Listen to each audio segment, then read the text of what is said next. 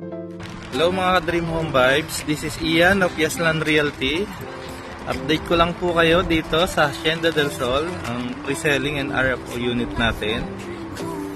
Update lang natin ang bagyo update. Bali 5 days ng ulan tigil ang ulan dito sa Batangas. Check lang natin kung mga unit ay binabaha. Ngayon naman, wala naman. Okay naman ang dito. Sa Laguna, Santa Rosa, marami ng mga lubog na bahay. Pero dito, makikita nyo, 5 days ng walang tigil ang ulan, may bagyo. Okay naman ang ating mga units. Mga RFQ units natin ito. Ayan. Marami na pa. Bali dito, mga limited na lang yung natin, RFO units. Mabilis din na sold out to. Kasi mababa lang ang nito, equity. 85k lang. 2.5M. Ayan. RFO units natin.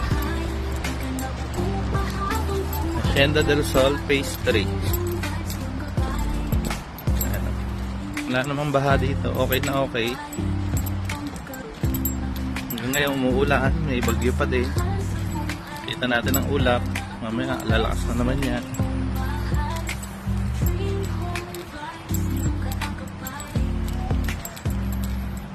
Ayan o, sample house natin. So far so good naman ang nandito. Baha, wala tayong makikitang mataas na tubig.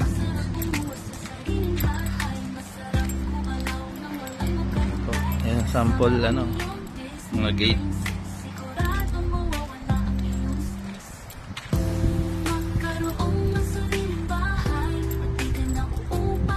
Guys kuha na po kayo, limited slots na lang po ito. Mauubos na yung RF po natin. Mga pre-selling po, meron pa po tayong mga pre-selling house. Check nyo na lang po sa mga unang post video namin.